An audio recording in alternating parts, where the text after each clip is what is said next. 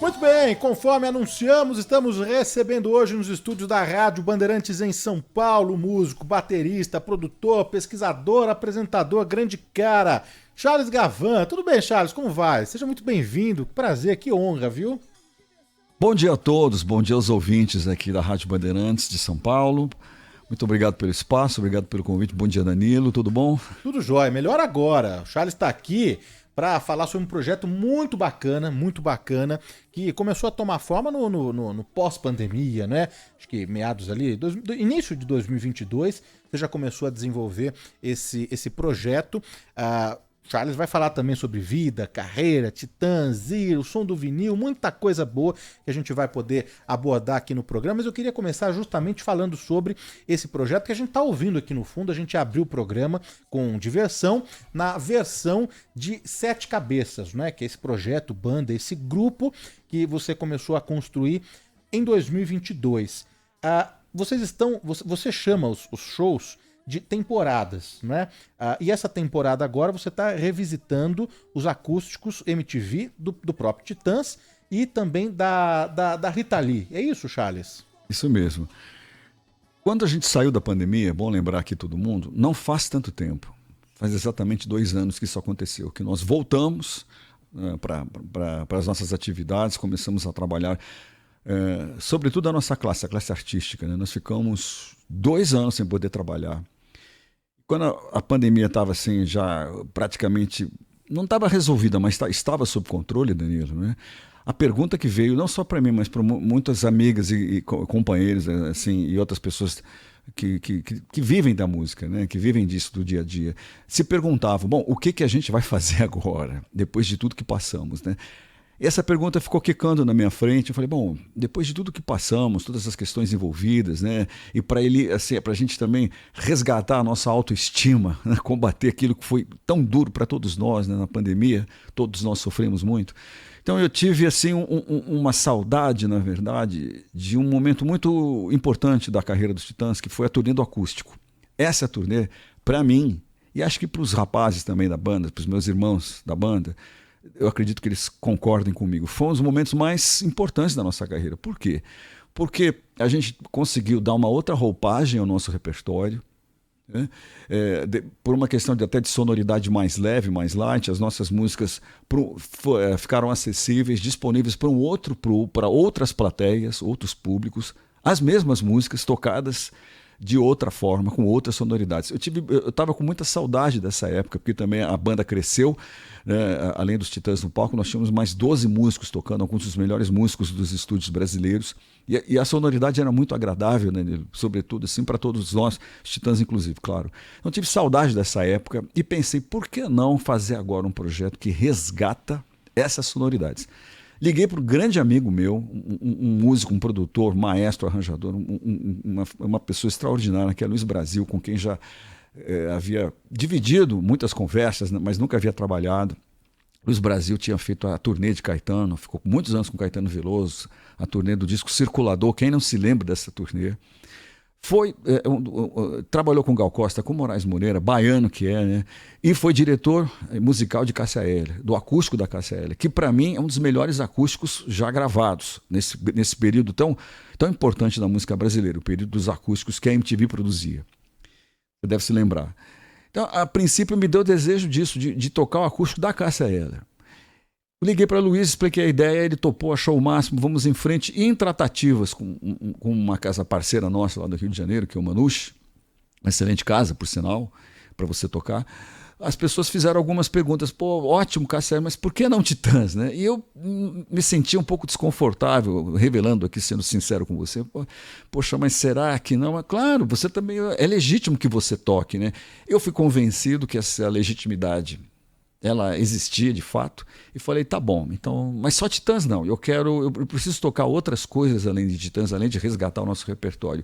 E aí acho que a opção que se apresentou para nós ali foi meio que imediata também, e até natural, que foi o acústico de Rita Lee. Nós excursionávamos juntos, nós éramos empresariados pelo mesmo empresário, Titãs e Rita Lee, que era Manuel Poladian, que está até hoje no show business. e vimos o acústico da Rita Lee no palco. Participamos da gravação do acústico da Rita Lee. Ela cantando. Participou de vocês também, né? E ela participou do nosso em estúdio. Ela não pôde ir ao Rio de Janeiro. Sim, na versão para o CD, isso mesmo, Danilo. Nós fomos na gravação ao vivo, cantando Papai Me Empresta o Carro, e ela participou de uma gravação de televisão em estúdio que foi lançada no CD. E venhamos, assim, Rita Lee, ela é a rainha da nossa geração, né? Eu diria que não existiria o rock brasileiro sem a Rita Lee, né? Sem muitas outras pessoas também, sem Erasmo, sem Raul Seixas, sem Mutantes, sem Caetano, sem Gil, sem Milton, não existiria o rock brasileiro como a gente vê hoje e desde os anos 60. Mas a Rita, assim, é uma figura central, um pilar do rock brasileiro, então fazia todo sentido, ela é de São Paulo, Titãs aqui de São Paulo também, que a gente resgatasse esses dois repertórios, tentando levar ao palco do Blue Note hoje, Danilo, né, essas sonoridades, assim, né, que eu acho de uma riqueza assim, singular. A gente vai passar a agenda completa aqui, o serviço dos shows em São Paulo, mas antes, então, como você define com temporadas, e essa agora o foco é no acústico MTV do Titãs e da Rita Lee, uma segunda temporada, uma terceira, uma quarta, você pode revisitar outros repertórios. Então, por exemplo, como o da Cássia, que ficou num segundo plano nesse momento. É essa a ideia do Sete Cabeças, Charles? A ideia é essa. Quando conversamos assim, eu e o Luiz, estamos um pouco à frente da empreitada e chamamos grandes amigos para montar o grupo, né? Então o grupo, só apresentando quem vai estar comigo hoje. Nós temos a Drena, uma excelente vocalista, grande guitarrista, tem uma banda de rock que chama Drena também, né?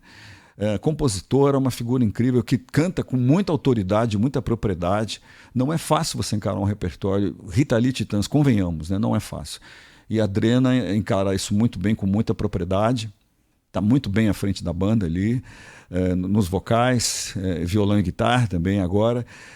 O Luiz Brasil, como já disse, nas guitarras. Ele fez as adaptações dos acústicos para esse grupo de 7 pessoas, né, esse epiteto.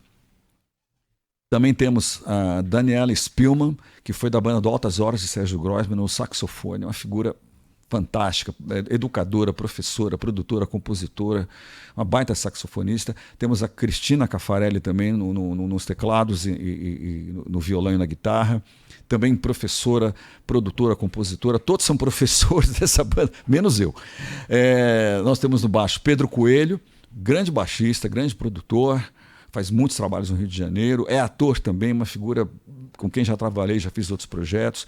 E completando esse grupo, nós temos o Felipe Pacheco Ventura, também no violino e na guitarra, também arranjador, produtor, compositor, um baita músico, uma figura incrível também.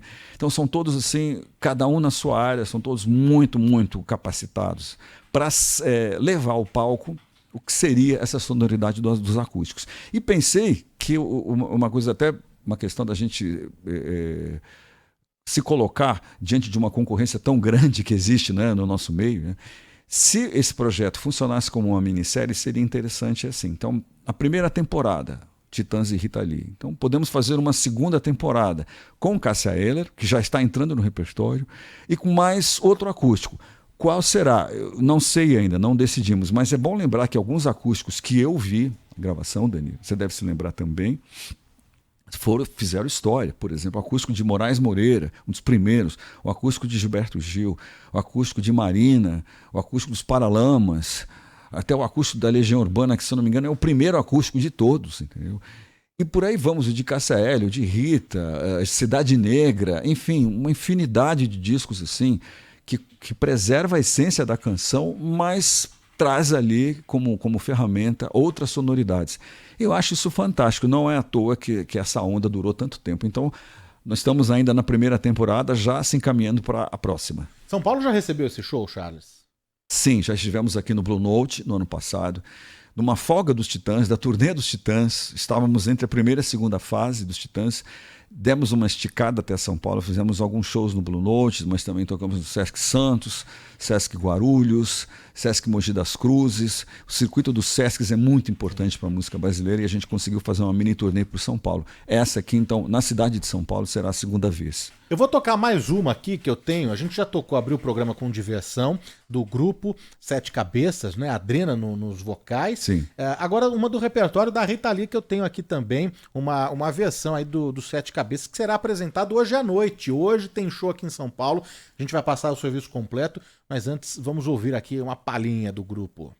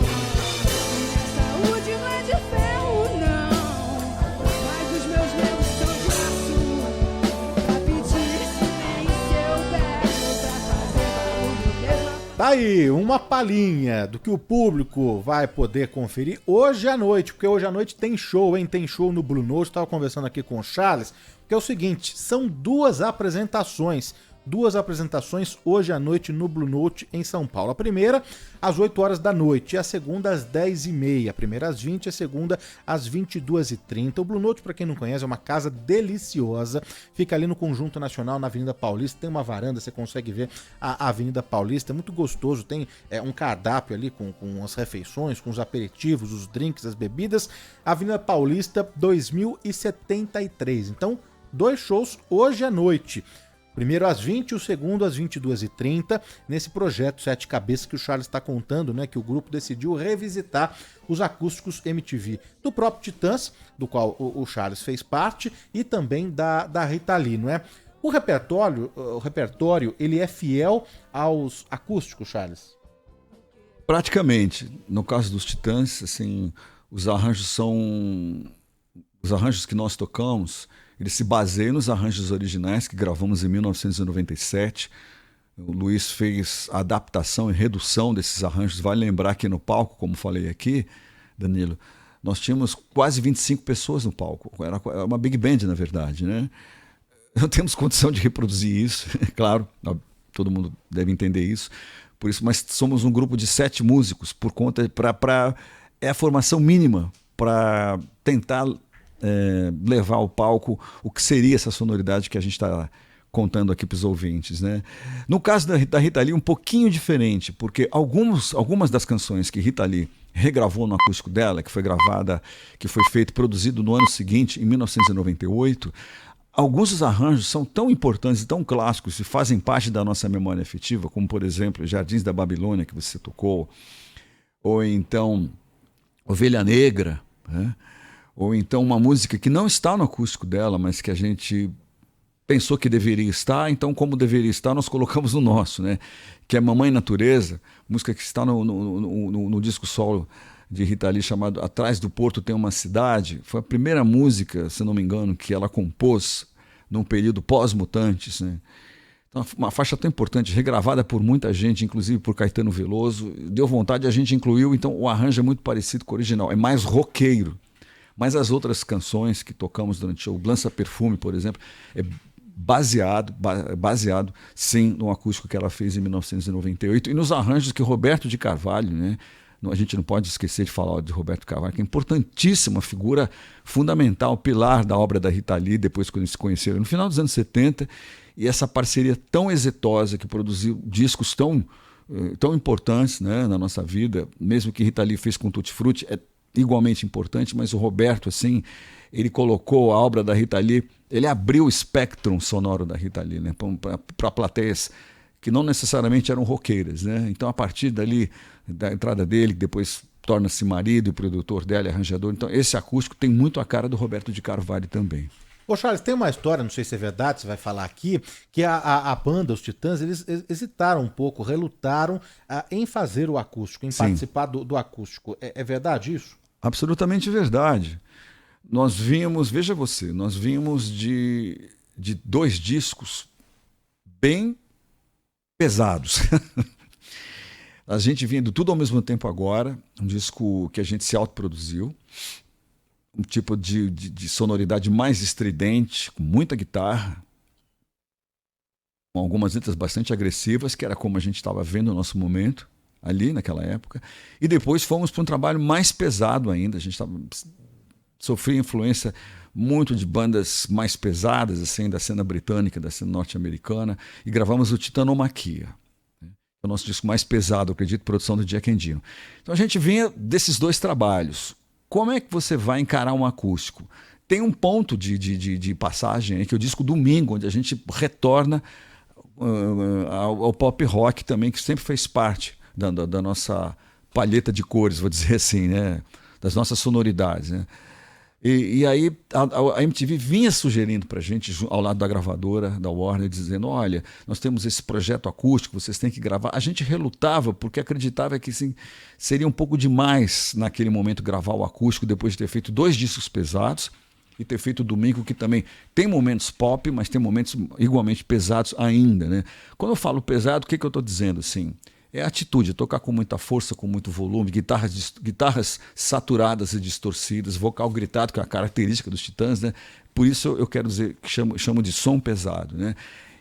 E o acústico tinha um outro propósito, é você escolher o seu repertório e tocar aquilo com instrumentos acústicos, violão, violino, não usar de eletricidade, no máximo um órgão ali, né?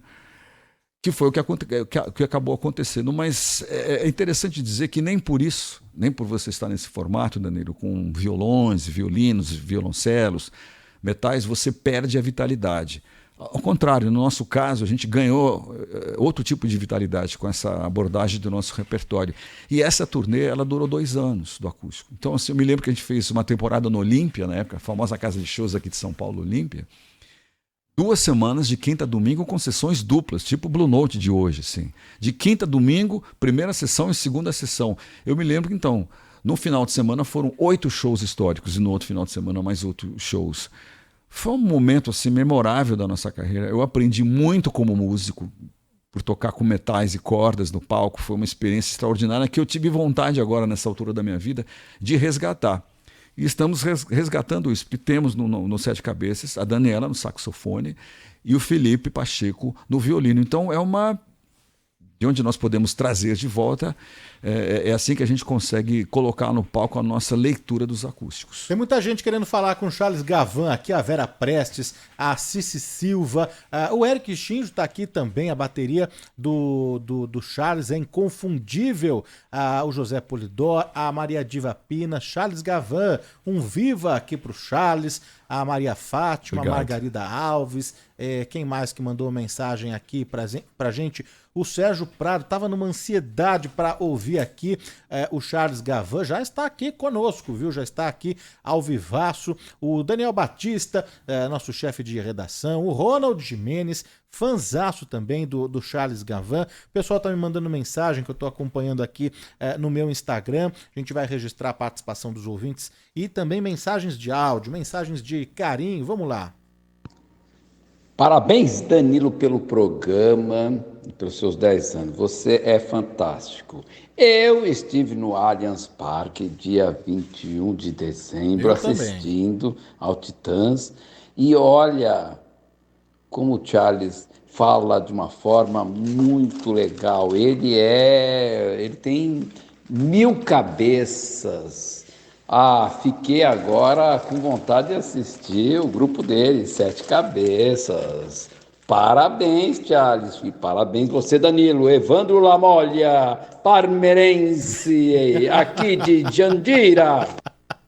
Vou reforçar o convite, vou reforçar daqui a pouquinho aqui os shows em São Paulo. Vamos mais uma aqui. Obrigado. Bom dia, Danilo, tudo bem? É o Gilberto Almeida aqui, dia de Universal. E que privilégio você nos dá hoje, né?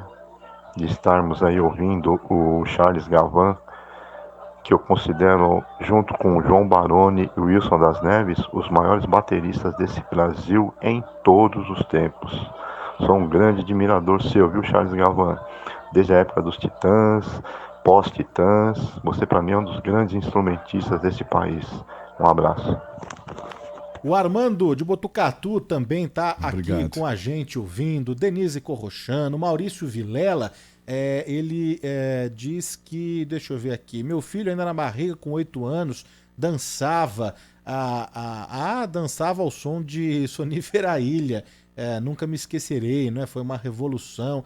A participação aqui dos nossos ouvintes que estão adorando o bate-papo com o Charles Gavan, que se apresenta hoje à noite, viu, Laureano Arantes Neto? Margarida Alves se apresenta hoje à noite. Aliás, queria agradecer demais, viu, Charles? Com um show hoje à noite, com 2 shows. Você tá aqui de manhã, não é fácil, mas queria te agradecer demais mesmo, de coração. Os shows no Blue Note, primeiro às 20 horas e o segundo às 22h30. O Blue Note fica no Conjunto Nacional, Avenida Paulista, 2073. É a banda que a gente está apresentando, que a gente está detalhando aqui como tudo começou. 7 Cabeças, revisitando o acústico MTV dos Titãs e também da Rita Lee, essa super banda. O Charles é pesquisador, é um arqueólogo da música, né? Tem um trabalho de resgate importantíssimo, de valorização à nossa arte, à nossa cultura, à nossa música. Então ele também escolheu músicos de primeira para compor esse time que ele apresentou aqui.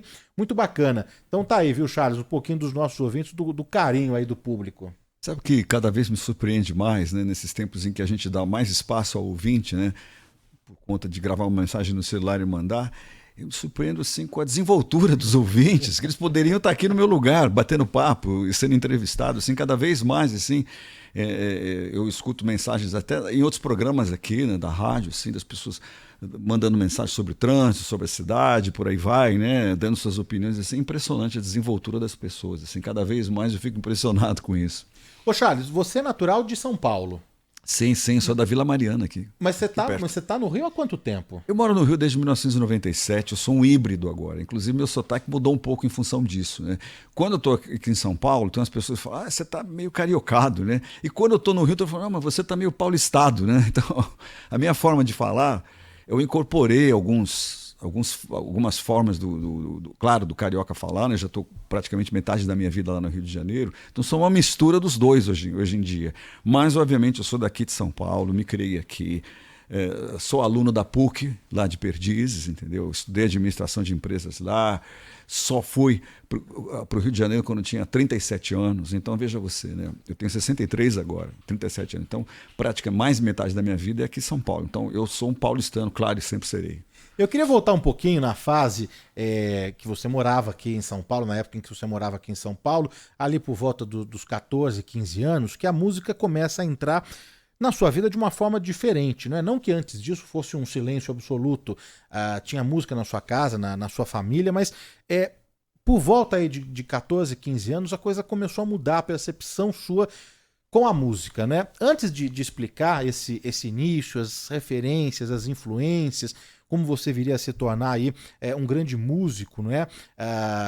Um baterista, separei uma música aqui que ela, acho que foi ali, ela explica muita coisa, mas quem vai explicar é você. Vamos ouvir aqui. Vamos lá.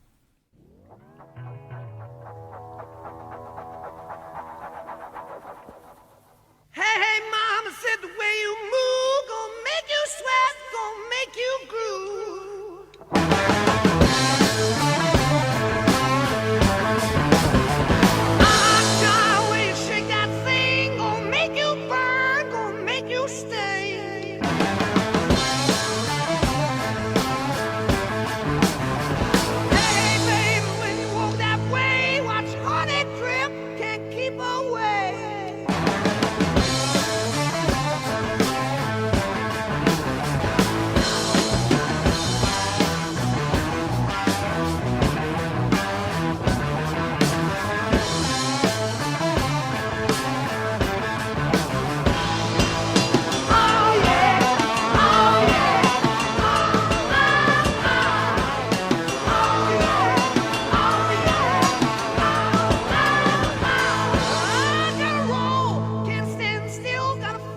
Led Zeppelin. E aí, a história dessa música, hein, Charles? Olha, eu já diria o seguinte. Uma manhã de sábado, a gente está ouvindo Black Dog, do Led Zeppelin. Não tem preço. Esse é um momento raro no rádio, hein, Danilo? E já te agradeço por isso. A história desse momento é muito interessante. E agradeço até por você me dar a oportunidade de falar dessa passagem da minha vida. Existem teorias que dizem que a gente deixa de ser acessório da família. Por acessório, quando você é criança ainda, de certa forma, algumas famílias ainda acham que os filhos, as crianças não têm a autonomia que deveriam ter. Então, quando você está fazendo de 12 para 15 anos, é como você está passando do processo de deixando de ser criança para ser adolescente e está se tornando uma pessoa. Isso aconteceu comigo exatamente, né? Nessa época, 12, 13 anos.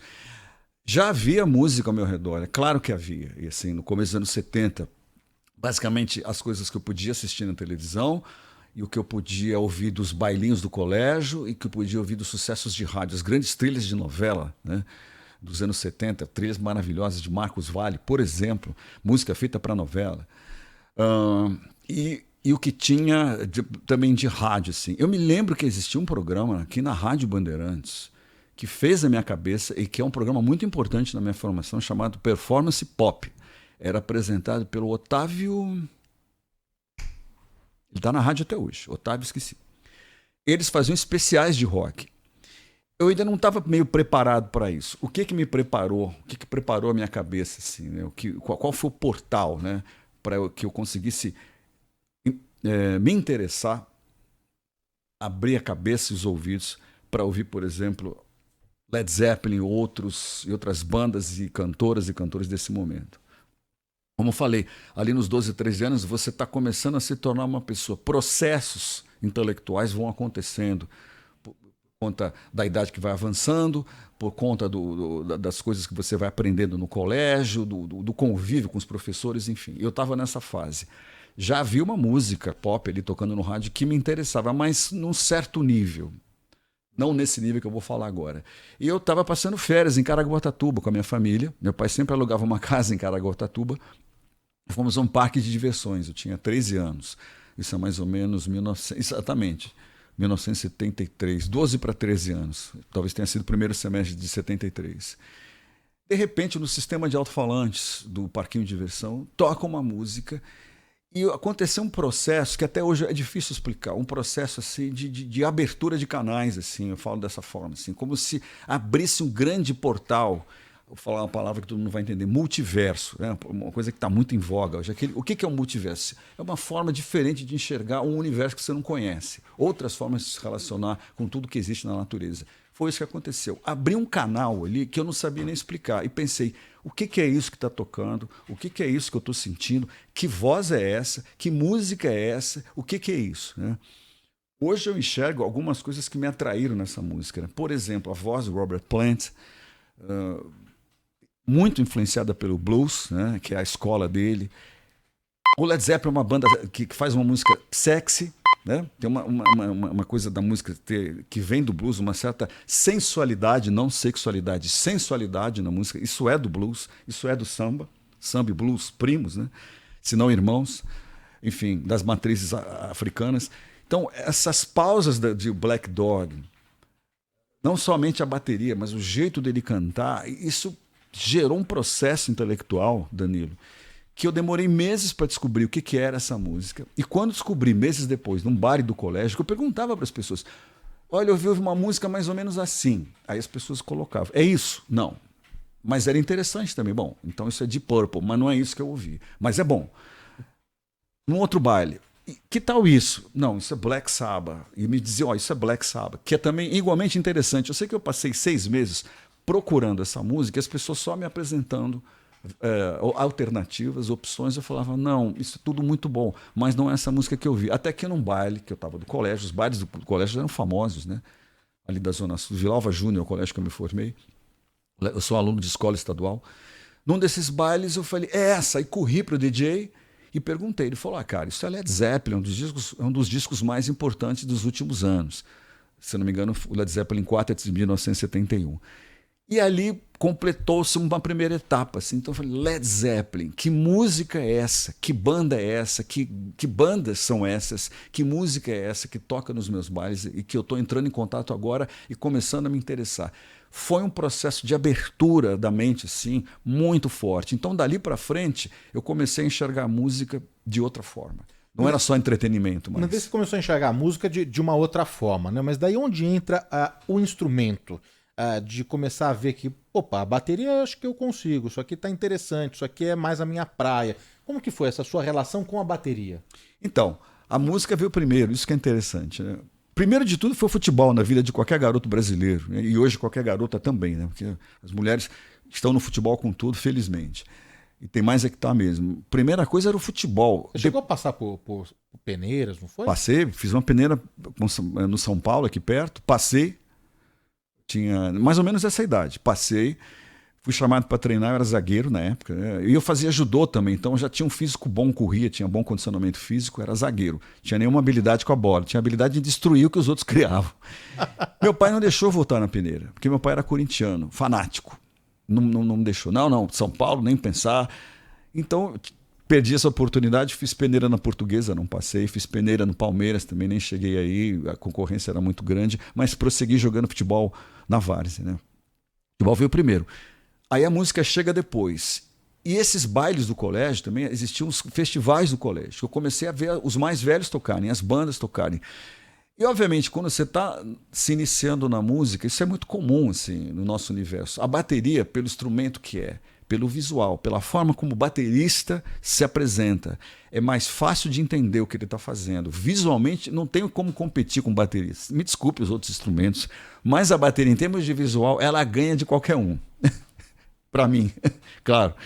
Então, assim, foi um amor à primeira vista, mas daí passar por esse estágio da identificação com o instrumento, de ser um instrumento também, um dos primeiros instrumentos que foram inventados. O tambor foi o primeiro instrumento que o homem criou, né? Também tem isso, instrumento básico, essencial da nossa existência. Daí é você falar, bom, é isso, eu quero aprender, eu quero tocar isso, como é que é? Teve um tempo até eu passar por esse processo de reconhecimento. Eu não tive assim nenhuma ajuda de família, ninguém na minha família era músico, entendeu? Então foi um processo absolutamente solitário. Mas um dia, isso também é fundamental, ali jogava muita bola na rua, né? Futebol de rua, a coisa mais legal do mundo, jogar bola na rua. Hoje não se tem tanto aqui em São Paulo. Na minha época tinha, né? Não tinha tanto carro. Tô jogando futebol ali na pracinha do bairro. Um dia a gente vai chamar um grande amigo nosso, colega meu de rua e de colégio, do Vilava, o Pércio Sápia. Batemos na porta da casa dele, vem cá, tá na hora do nosso futebol. E ele fala assim, não, hoje eu não vou jogar, não. Mas como não vai jogar? Não, eu tô tocando bateria. Você tá o quê? Não, tô tocando bateria, vem aqui. Entramos na casa dele, eu e os outros rapazes, assim. Ele tinha um par de antenas de televisão, aquelas que a gente usava, que tipo botava bombril, né? Aquelas antenas antigas. Sim. Umas almofadas, colocava um vinil e dublava, fazia um air drums. E, claro, dava para perceber que o air drums dele já era bom. Ele dublava o que ele estava ouvindo na bateria. Isso foi, assim, a indicativa de que como é possível, sozinho, você dar um start. E ele já era tão bom nesse start, nesse começo dele, que o pai dele, que trabalhava na Som Livre na época, falou, pô, meu filho tem talento para isso, tem dom para isso. Então tá bom, então vou te dar uma bateria e você vai estudar no clã. O pai fez isso com o Pércio, né? O Pércio se formou pela escola aqui de São Paulo, o clã, né? Hoje é professor de bateria, são grandes bateristas da música brasileira, né? Um cara que fez uma carreira dentro disso, mas ele se mudou. Ele foi embora, foi morar no Brooklyn, eu morava ali atrás do aeroporto, no Jabaquara. Então fiquei sozinho com aquela sugestão. Olha, esse é um caminho de você começar sozinho. Então pensei, bom, o Pércio, amigo meu que joga bola comigo, estuda comigo, consegue? Talvez eu consiga também. Próximo passo, bom, não tenho baqueta, nem me ocorreu comprar baquetas. Meu pai tinha reformado o carro dele, era um Opala, aquele coupé. Trocou os frisos do Opala e meu pai, uma questão, ele guardou o friso antigo em casa, não jogou fora. E algumas partes desses frisos eram um pouquinho maior que uma baqueta, tinha mais ou menos o formato da letra J, né? E tinha uns, sei lá, 32 centímetros, assim. Eram pesados, mas não pesados o suficiente que você não pudesse manipular aquilo. E pensei, bom, eu vou usar isso como baqueta. Mas, bom, quais seriam os tambores? Na minha casa nós tínhamos sofás de corvim. Se você bater no corvim com qualquer objeto, tem um som bom. Então eu falei, bom, a bateria está aqui. Eu junto as poltronas da sala, com o sofá, o cinzeiro de metal, né? Aquele cinzeiro clássico, né? De móvel, o cinzeiro de metal é o prato, não tem bumbo, não sei tocar com bumbo. E vamos escolher alguma coisa que seja bem simples, que você possa emular, imitar uma batida de rock nessa situação. Claro que eu fazia isso escondido, claro. Meus pais não iam permitir que eu estragasse a mobília da sala. Então eu só podia praticar uma vez por semana. Eles saíam para jogar baralho na casa dos nossos tios e tias, assim. Então todo sábado ou sexta-feira eles saíam, eu ficava sozinho em casa, juntava os móveis da sala, já tinha vitrola, obviamente, alguns discos, colocava e tentava duplicar, imitar o que o baterista estava fazendo. Foi um processo muito solitário, individual e que demorou muito tempo. Mais ou menos 1 ano e meio, até eu chegar em alguma coisa que a gente poderia entender que, olha, esse cara pode ser que pode ser que consiga tocar instrumento. A essa altura eu já tinha destruído a mobília da casa. E os meus pais me perguntavam, mas o que está acontecendo? O que é isso? E eu não dizia nada, obviamente, sabia que eu estava fazendo uma coisa que seria desaprovada, obviamente. Eles não te apoiaram, Charles?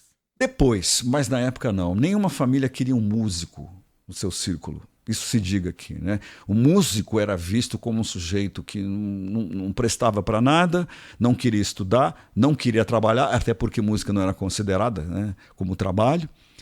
Ele não queria estudar, não queria uma vida dentro dos padrões vigentes. O músico era visto como um outsider, né? Como um marginal, podemos dizer assim, né? Muita gente achava que, forçosamente, se você rumasse para esse caminho da sua vida, da música, do teatro, do cinema, fatalmente você ia recorrer a drogas, ao álcool, drogas de todos os tipos. Olha, até entendo, é pertinente o que se fala por conta do que acontecia na época, mas não necessariamente todo mundo ia cair nessa, ia acabar nessa, né? Muito menos eu, que não tenho nenhuma ligação com isso, nunca me droguei, inclusive, entendeu? Nem com drogas lícitas, muito menos ilícitas, entendeu? Uma questão minha, nunca me senti atraído por isso. Os meus pais tinham esse temor, então não queriam um músico na família. Bom, um dia eles saíram para jogar baralho, mas não saíram, deram uma volta no quarteirão e voltaram. E pegaram este que vos fala aqui, com a vitrola no volume máximo, detonando a mobília da sala. Levei um castigo, as baquetas os frisos de Opala foram confiscados, escondidos. E mais algum tipo de punição que eu não me lembro agora. Mas aí já era tarde. Esse processo já estava em curso. O que eu fiz? Aí eu fui comprar um par de baquetas da casa Bevilacqua, ali no centro de São Paulo. Rua Quintino, Bocaiúva, se não me engano. Ali perto da Praça da Sé. Tinha uma casa de venda de instrumentos. Entrei com as baquetas escondidas dentro de casa e falei, bom, o que eu posso bater, que eu posso estragar e ninguém pode me proibir? Páginas amarelas, as listas telefônicas, todo mundo tinha sobrando em casa, né? Você ganhava um catálogo a cada ano, as famílias guardavam aqueles catálogos e ela tem um som bom também. O pessoal da Bossa Nova usava para tocar a lista telefônica, as páginas amarelas, só que com escovinha, com vassourinha. Eu usei com baqueta. Então eu colocava várias listas telefônicas em cima da cama, botei o som no quarto e mandava ver. Aí ninguém poderia me proibir. Eu demorei, Danilo, eu acho que até chegar na bateria, até um dia alguém me deixar subir numa bateria, foi um processo que demorou 2 anos ou até mais. Até um dia visitar uma banda de rock do meu bairro, estavam ensaiando, a gente foi assistir um ensaio. O baterista, eu estava babando, não conseguia tirar os olhos da bateria. Já era um baterista em potencial, de tanto ver as bandas do colégio e estar apaixonado pelo instrumento. Senta aí, rapaz, enquanto a gente dá um tempo aí. Aí eu sentei na bateria e toquei. E todo mundo olhou assim, viu que era possível. Esse cara sabe fazer uma batida, a batida mais simples do mundo, né? Vale dizer assim, os ouvintes devem estar se perguntando, ele fazia playback do quê? O que ele colocava na vitrola para tocar em cima? Eu fui no que era mais fácil na época, Kiss. Peter Criss, né? Um baterista básico que você entende tudo que ele está fazendo, a batida é fácil de você tocar, fácil de entender, então eu comecei tocando Kiss. E dali eu fui colocando algumas coisas mais estranhas. Eu não conseguia, obviamente, fazer o que o Carl Palmer, do Emerson Lake Palmer, fazia. Eu não conseguia fazer o que o Joe Bonham, do Led Zeppelin, fazia. Nem que o Bill Ward, do Black Sabbath, fazia. Mas eu colocava na vitrola e saía tocando em cima. procurando seguir os passos desses grandes mestres que eu estou falando aqui. Essa foi a minha primeira fase de aprendizado, Nilo. E aí depois você começa, claro, passar por várias bandas. Acho que sua primeira banda foi Zero Hora, não Sim, foi? Aí sim. depois você passou por outras também, Santa Gang, tem Jetsons, tem... Até você chegar no Ira Sim. em 82? 82. 82. Você ficou Sim. 3 anos lá. Sim. 82, 83, 84. Chegou a gravar disco?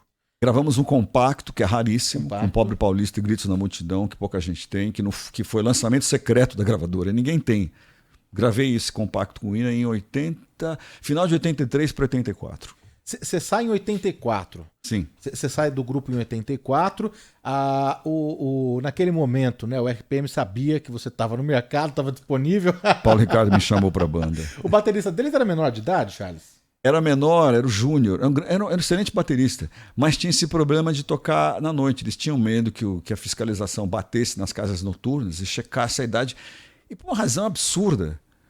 Se você não tivesse 18 anos, você não podia tocar na noite. A legislação brasileira tem uns impedimentos que eu não consigo entender. Esse é um deles. Então, eles queriam um baterista que já fosse experiente, que eles conheciam. Eu era do Ira. E saí do Ira, assim, eu não saí bem do Ira, não falei com o Nazi na época que saí do Ira, falei apenas com o Edgar, eu estava muito confuso nessa época. Indo para o último ano de administração na PUC, nós levamos um não da gravadora, um não gigante com todas as letras, dizendo: não contrataremos vocês e vocês não vão gravar o LP. E tudo que um músico queria naquela época, né, os músicos de minha geração, era gravar um disco, gravar um LP. Né? Quando a gravadora dá esse não, e eu ia passando... Estava no penúltimo ano do curso de administração, eu pensei em largar tudo, ir para a Europa e tentar uma outra vida. Eu estava resignado a isso. Eu falei, eu vou largar tudo, não quero mais saber de tocar. E saí do Ira, assim, sem a menor explicação. E fiquei meio disponível. Aí o RPM estava gravando o disco já estava meio que encaminhado. Revoluções por Minuto. E eu comecei a ensaiar assim, esse repertório no estúdio de um ex-titã, o Ciro Pessoa, enquanto o RPM concluía a gravação do seu álbum. Ensaiei durante alguns meses, assim, mas foi uma coisa assim, nunca me apresentei, nunca saiu, eles estavam se preparando para a explosão que viria depois. Você não gravou nem o disco e nenhum show nada, também? Nada, só ensaiamos aquele repertório todo que viria explodir. E os Titãs, por outro lado, sabiam disso, mas também queriam efetuar algumas mudanças na sua sonoridade. Né? Eu sou essencialmente um baterista de rock, né? É isso que eu sei fazer. Não é só isso que eu escuto na minha casa, no meu celular, no meu telefone. Na sua coleção de CDs, de discos, não. LPs. Como baterista, eu sou um baterista de pop rock e como ouvinte eu ouço tudo. E me chamaram. 25 de dezembro de 1984, no Natal. Foi o Branco e o Brito. Branco e Brito me ligaram falando: queremos algumas mudanças na banda. Os Titãs já estavam estourados no Brasil, com Sonífera Ilha, Toda Cor e Go Back. As 3 músicas tocavam no rádio simultaneamente. O primeiro disco já tinha sido lançado, né? Sim, tinha sido lançado em 84. Titãs, primeiro disco de 1984. E por uma série de razões que acho que a gente nem tem tempo de desenvolver aqui, eles queriam promover mudanças significativas na sua sonoridade e entenderam que eu seria a pessoa para isso. Né? E eu era muito amigo do baterista que estava lá, que era o André Jung, que é um excelente baterista e percussionista também. Mas se não fosse eu a pegar esse posto, a pegar essa oportunidade, seria um outro, como eles me disseram assim, claramente: olha, as mudanças vão ocorrer independentemente de você aceitar ou não. Então fica à vontade. Falei, bom, peraí, se é assim, então vai ser comigo. E aceitei. Entrei para a banda na primeira quinzena de janeiro de 1985. E aí o primeiro disco que você participa, que você grava mesmo, foi lançado em 85. Televisão. Sim. Relembrar aqui então, um trechinho, uma palhinha aqui. Vamos lá.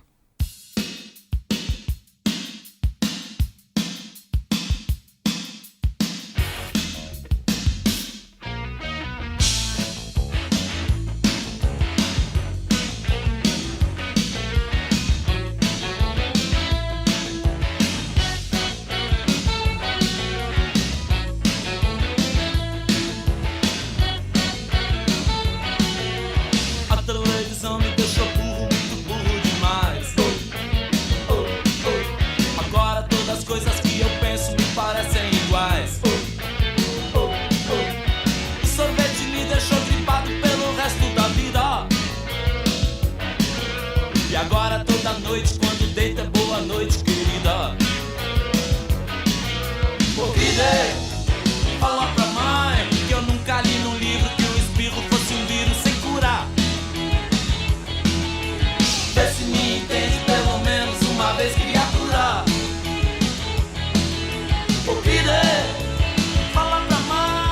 Esse foi produzido pelo Lulu Santos. Lulu Santos, produzindo televisão, de 85. Esse saxofone que a gente está ouvindo aí é do grande saxofonista do Rio de Janeiro, Léo Gandelman. E o Crede, que o Arnaldo canta nessa música, muita gente pergunta, até porque essa música estava na turnê dos Titãs, sim, Titãs Encontro, né? O arranjo que a gente toca é perto disso que você ouviu aqui, arranjo original. O Crede, na verdade, era um jargão do Golias, um personagem que ele tinha nos programas que ele passava, como se fosse um garoto travesso, Peralta.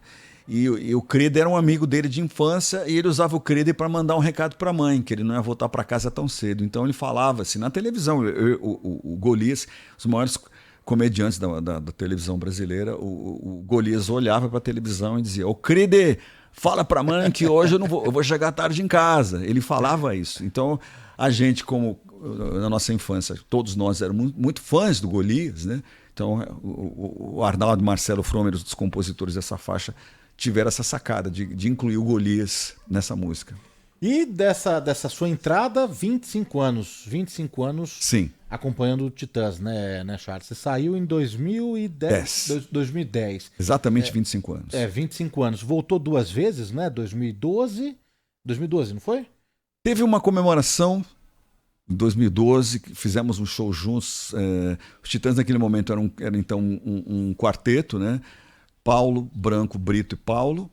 Eu saí em 2010 e em 2012 fizemos um show aqui em São Paulo, nos importante.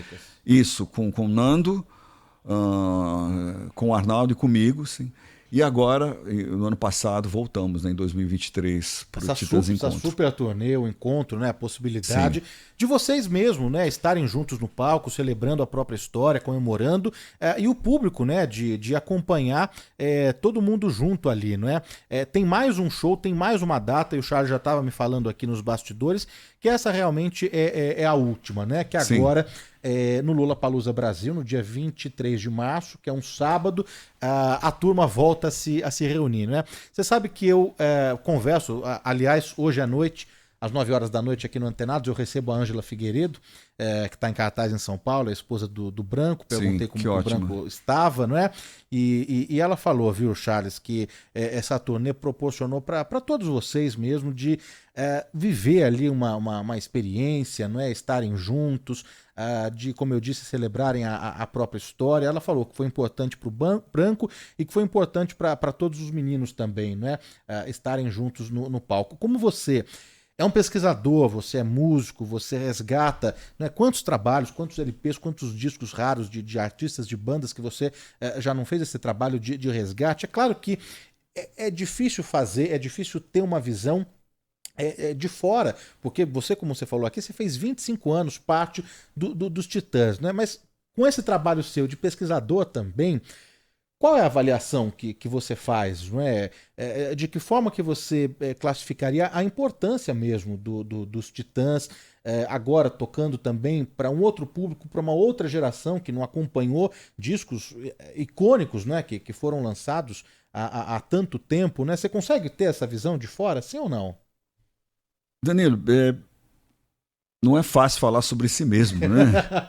Embora a gente esteja acostumado a fazer isso ao longo da carreira. Enfim, mas sim, eu vejo a importância da nossa reunião, desse Titãs Encontro, como um reposicionamento da nossa obra, sobretudo, não é nem um resgate da nossa relação, porque nós nunca deixamos de nos falar, né? Mesmo deixando a banda, eu falo, você se desliga, aliás, eu corrijo, eu sempre digo nas entrevistas, você se desliga de um projeto dessa natureza, mas você nunca sai. Até hoje, Arnaldo saiu em 1992, se você vê nos releases das matérias que acontecem, né, mesmo antes dessa turnê, todo mundo fala, o ex-Titã.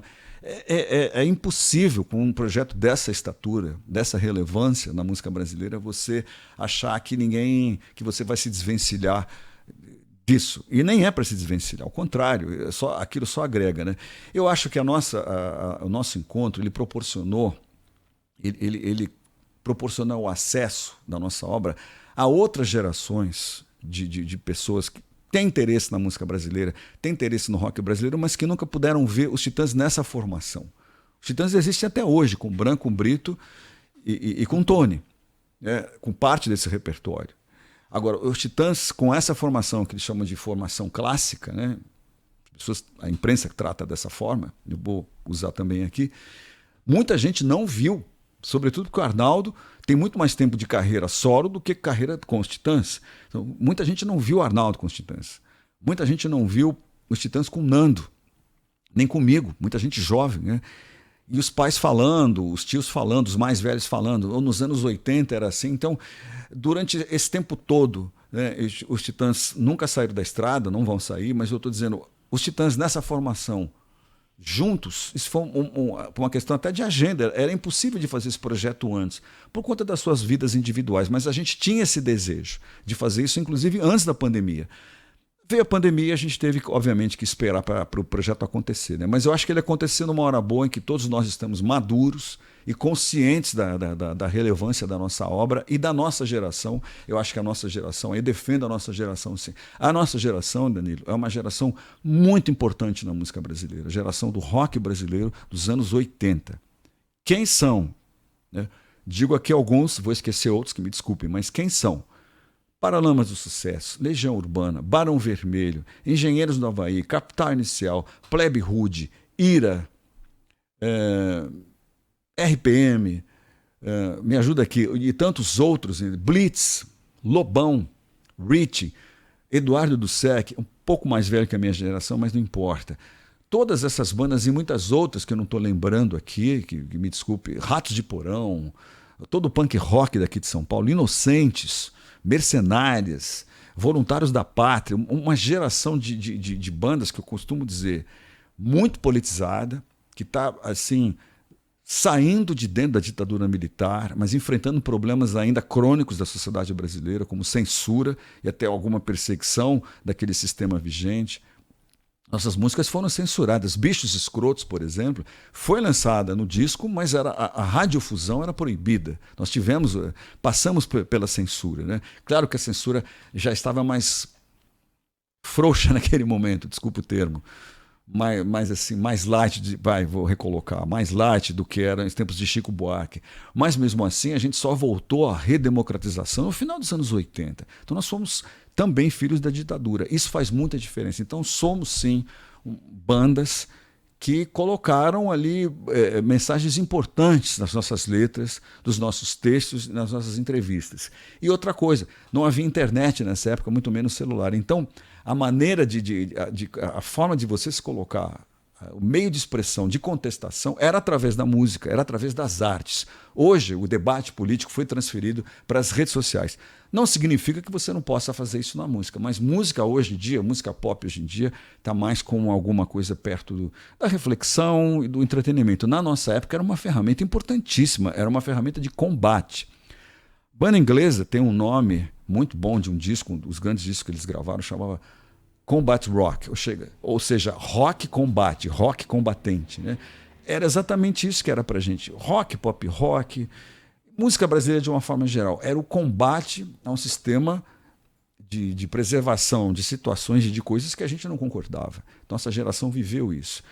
E com o passar do tempo, claro, é cíclico. Nossa geração, acho que até por uma questão da imprensa, passou a não ser falada a partir de um momento assim, de os anos 2000 para frente. Muitas bandas prosseguiram, outras acabaram. Claro, você não cai no esquecimento, mas você sai ali da vitrine, entendeu? Eu acho importante que essa turnê tenha sido esse sucesso que você testemunhou lá no Allianz Parque. Inicialmente eram 10 shows, mas por conta da demanda e da aceitação do nosso público, 10 shows se transformaram em 48 shows. Né? A gente excursionou pelo Brasil, fechou em Portugal, fechou nos Estados Unidos, assim, foi uma turnê grandiosa em que a gente tocou parte do nosso repertório e tocamos o nosso repertório, grande parte disso, enquanto o Arnaldo era da banda. Então, isso foi tudo bem pensado e debatido. E tocamos os arranjos originais. Isso, de alguma forma, trouxe uma legitimidade e um resgate histórico que muita gente, eu acho que, vai de encontro ao desejo de muita gente. Não foi planejada, não foi um caça-níquel. Eu digo isso seguramente, assim, com maior tranquilidade. Muito ao contrário, foi uma celebração da nossa obra, Danilo. Já que a gente está falando do repertório, a gente vai relembrar aqui alguns sucessos aqui do Titãs, né? A gente já tocou o primeiro disco que o Charles participou, que ele entrou no segundo disco da banda Televisão. Agora a gente vai relembrar outros hits aí do Titãs. Vamos lá.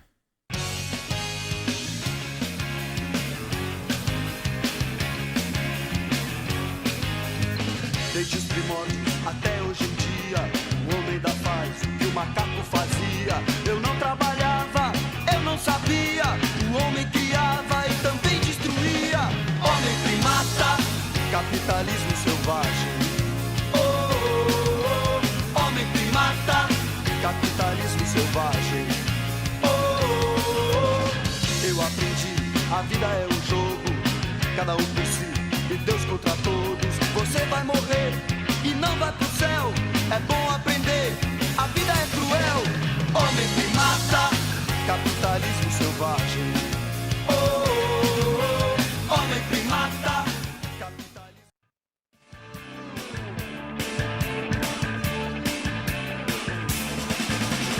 Bichos, saiam dos lixos. Baratas, me deixa ver suas patas. Ratos, entrem nos sapatos do cidadão civilizado. Pulgas, capitão minhas rugas. Oncinha pintada, sempre listada, coelhinho peludo. Vou se fuder, porque aqui na face da terra só bicho escroto. É que vai ter bichos escrotos, saiam dos esgotos. Bichos escrotos, venham enfeitar meu lar.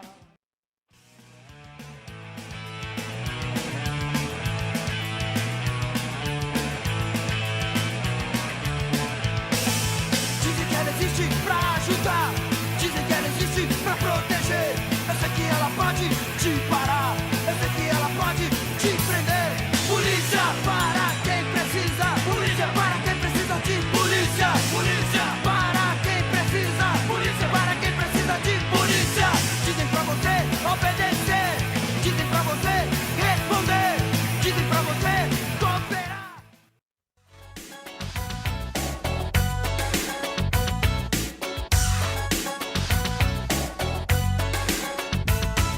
Miséria, miséria em qualquer canto. Riquezas são diferentes. Índio, mulato, preto, branco. Miséria, miséria em qualquer canto. Riquezas são diferentes. Miséria, miséria em qualquer canto. Filhos, amigos, amantes, parentes. Riquezas são diferentes. Ninguém sabe falar esperanto. Miséria, miséria em qualquer canto. Todos sabem usar os dentes. Riquezas são diferentes.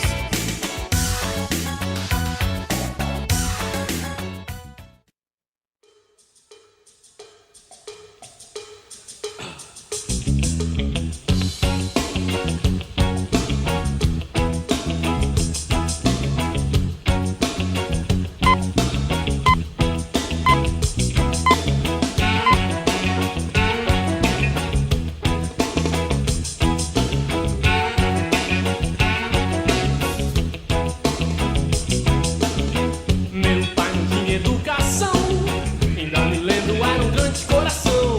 Ganhava vida com muito suor, e mesmo assim não podia ser pior.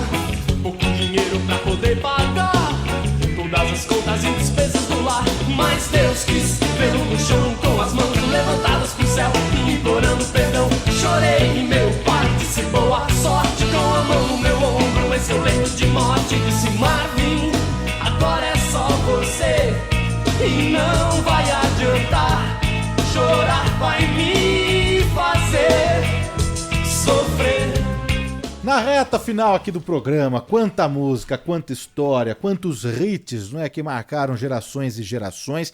Reforçar aqui o serviço, porque hoje à noite parte desse repertório será tocado ali no Blue Note em São Paulo, porque o grupo Sete Cabeças, o projeto do Charles Gavan, com grandes músicos, tem a Adriana, tem a Daniela, né, que fez parte da banda Daniela Altas Spielmann, Horas. sim. Enfim, muita Luiz gente. Brasil, O Luiz na Brasil, guitarra, nos arranjos. Milton, me ajuda aí. Pedro Coelho, Felipe Pacheco Thiago. e Cristina Caffarelli. e também a Drena no vocal. Somos 7. Muita gente aí, os 7 Cabeças. Hoje à noite em São Paulo, no Blue Note. Primeiro show às 8 horas da noite, segundo show às 22h30, 10h30 da noite. Tocando, revisitando, homenageando também um tributo ao acústico MTV dos Titãs, lançado em 97, e depois Isso o da mesmo. Rita Lee em 98, um né? ano depois. Então tá aí. As redes sociais do grupo 7 Cabeças é fácil. 7cabeças.oficial. Shows por todo o Brasil, é só acompanhar a agenda completa em 7cabeças.oficial. E do Charles _Gavan, Charles _Gavan, por lá também o ouvinte acompanha todas as novidades. Charles, queria te agradecer demais, viu, pela presença, por compartilhar aqui histórias, não só desse seu novo projeto, como também da passagem pelo Ira, pelo Titãs, muita vida do início, né, das origens ali, como tudo começou. Obrigado, viu, Charles? Foi um prazer, uma honra. Muito obrigado a você, Danilo. Obrigado à Rádio Bandeirantes pelo generoso espaço, pela oportunidade de a gente bater papos, até ouvir Led Zeppelin aqui nesse sábado de manhã. Isso não tem preço, agradeço bastante. E reitero aqui o convite a todos que compareçam, quem gostou dessa entrevista, do nosso bate-papo, no Blue Note hoje aqui na capital paulista. Muito obrigado pelo espaço, obrigado aos ouvintes também. Aos ouvintes, muito obrigado pelo carinho, pela audiência, pela companhia. Em mais uma semana. Semana que vem a gente tá de volta. Tchau, pessoal.